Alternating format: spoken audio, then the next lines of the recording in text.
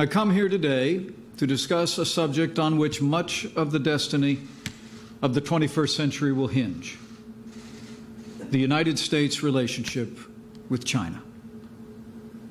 Since the earliest days of this administration, President Trump has been determined to build a relationship with China on a foundation of candor, fairness, mutual respect, in order to achieve, in his words, a more just, secure, and peaceful world.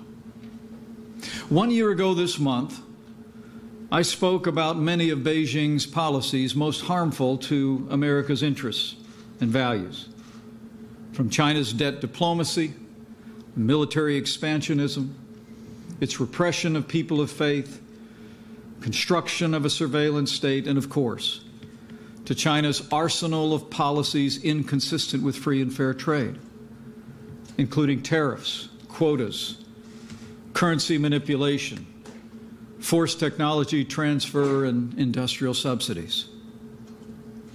Past administrations have come and gone, and all were aware of these abuses. None were willing to upset the established Washington interests, who not only permitted these abuses, but often profited from them. The political establishment was not only silent in the face of China's economic aggression and human rights abuses, but they often enabled them. As each year passed, as each factory closed in the heartland of America, as each new skyscraper went up in Beijing, American workers grew only more disheartened, and China grew only more emboldened. In less than 2 short decades, we've seen, as President Trump has said, the greatest transfer of wealth in the history of the world.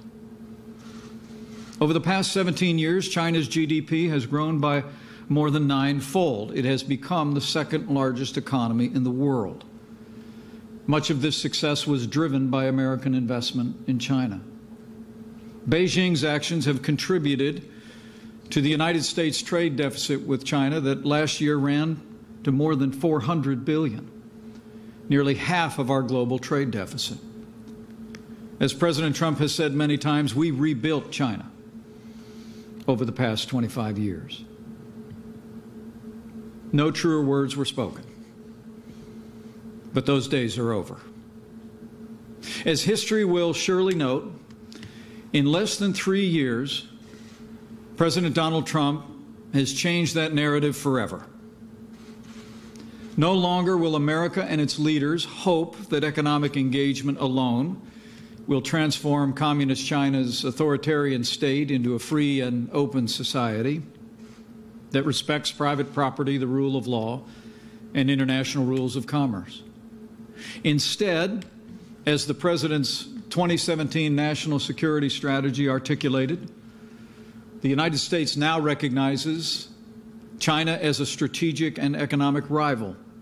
When our administration took office, China was on track to become the largest economy in the world. Experts predicted that China's economy would surpass the United States economy in just a few short years. But thanks to the bold economic agenda advanced by President Trump, all that has changed. Because of the President's policies, America has added trillions of dollars of wealth to our economy, while China's economy continues to fall behind. To level the playing field for the American worker against unethical trade practices, President Trump levied tariffs on $250 billion in Chinese goods in 2018. And earlier this year, the President announced we would place tariffs on another $300 billion of Chinese goods if significant issues in our trading relationship were not resolved by December of this year. To protect intellectual property rights and the privacy of our citizens and our national security, we've taken strong steps to curtail illegal behavior of Chinese companies like Huawei and ZTE. And we've urged our allies around the world to build secure 5G networks that don't give Beijing control of our most sensitive infrastructure and data.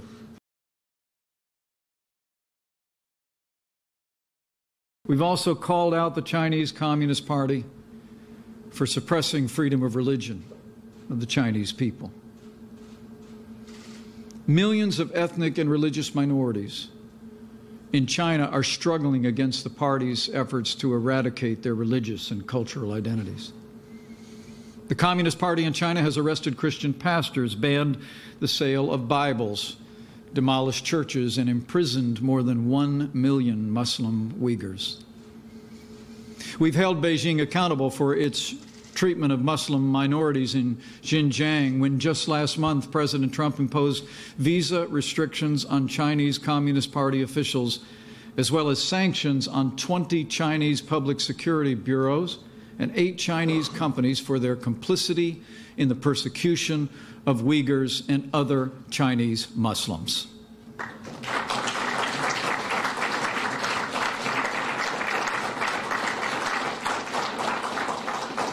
And we've stood by Taiwan in defense of her hard-won freedoms. Under this administration, we've authorized additional military sales and recognized Taiwan's place as one of the world's great trading economies and beacons of Chinese culture and democracy. And as millions have taken to the streets in peaceful protest, we've spoken out on behalf of the people of Hong Kong. And President Trump has made it clear from early on that there must be a peaceful resolution that respects the rights of the people of Hong Kong, as outlined in the 1984 Sino-British Joint Declaration. These are all historic actions.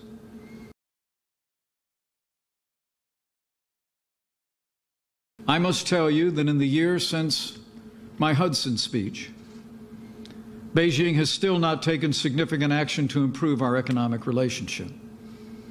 And on many other issues we raised, Beijing's behavior has become even more aggressive and destabilizing. Now, President Trump still believes Beijing wants to make a deal. And we welcome the support for American agriculture in the new Phase 1 agreement and hope it can be signed soon at the APEC summit in Chile this week. But China knows there's a whole range of structural and significant issues between our two countries that also must be addressed. For instance, despite a 2015 promise in the Rose Garden by China's leader to cease and desist, China continues to aid and abet the theft of our intellectual property. Last July, the director of the FBI told Congress that of his agency's 1,000 active investigations into intellectual property theft, the majority involved China.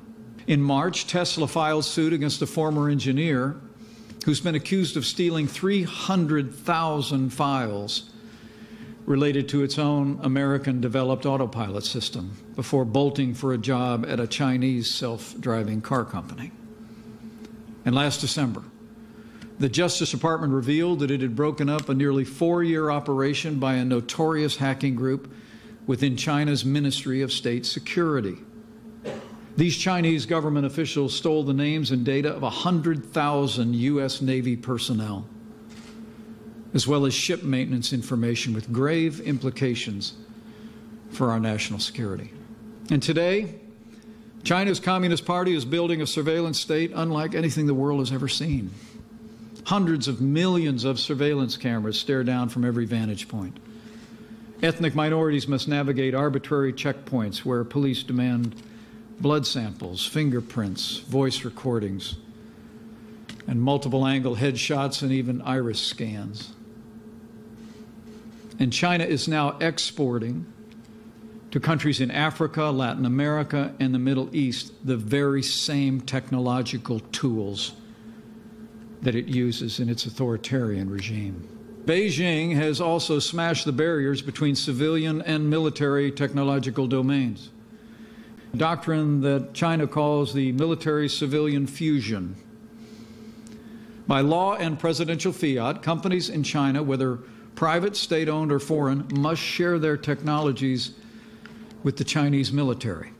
China is also using its One Belt, One Road initiative to establish footholds in ports around the world, ostensibly for commercial purposes, but those purposes could eventually become military.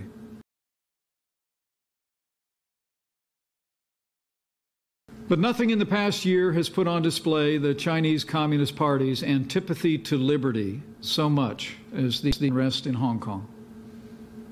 Hong Kong has served as an important gateway between China and the wider world for 150 years. Hong Kong is one of the freest economies in the world, with strong, independent legal institutions and a lively free press, and it's home to hundreds of thousands of foreign residents. Hong Kong is a living example of what can happen when China embraces liberty. And yet, for the last few years, Beijing has increased its interventions in Hong Kong and engaged in actions to curtail the rights and liberties of its people.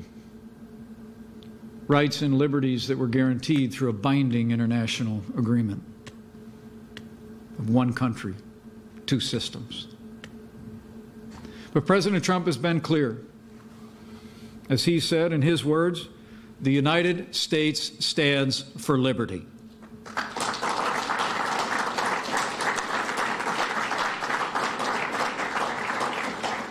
We respect the sovereignty of nations. But America also expects Beijing to honor its commitments. And President Trump has repeatedly made it clear that it would be much harder for us to make a trade deal if the authorities resort to the use of violence against protesters in Hong Kong.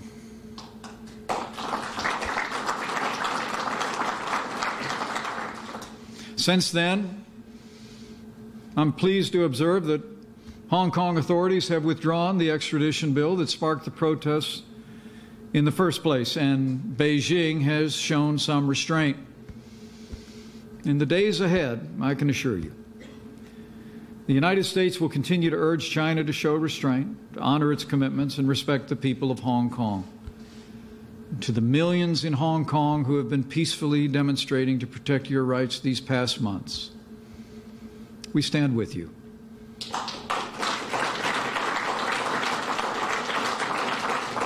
We are inspired by you, and we urge you to stay on the path of nonviolent protest.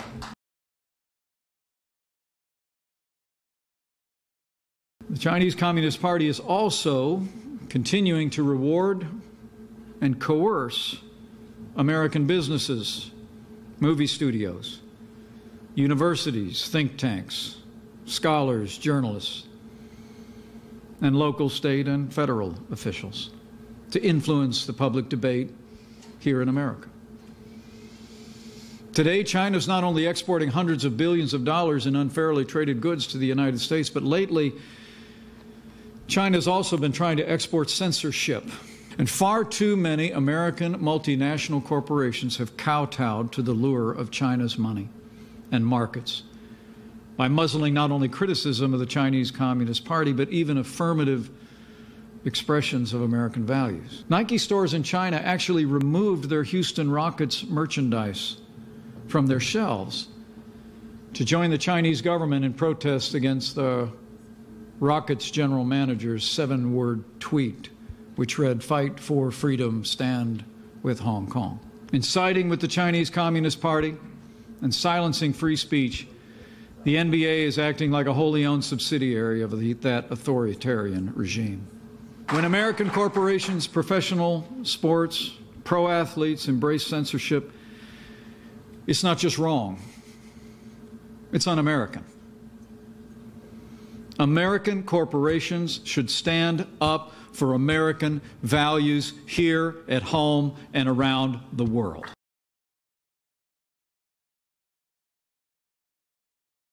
We are not seeking to contain China's development. We want a constructive relationship with China's leaders, like we have enjoyed for generations with China's people. And if China will step forward and seize this unique moment in history to start anew by ending the trade practices that have taken advantage of the American people for far too long, I know President Donald Trump is ready and willing to begin that new future. People sometimes ask whether the Trump administration seeks to decouple from China. The answer is a resounding no. That it's the Chinese Communist Party that has been decoupling from the wider world for decades. China should never underestimate the resilience of the freedom-loving people of America or the resolve of the President of the United States.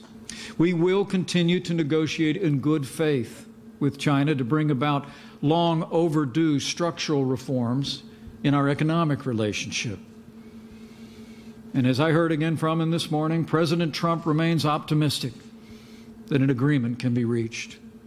President Trump has forged a strong personal relationship with President Xi. And on that foundation, we will continue to look for ways to strengthen our relationship for the betterment of both of our peoples. America is reaching out our hand to China. And we hope that soon Beijing will reach back, this time with deeds, not words, and with renewed respect for America.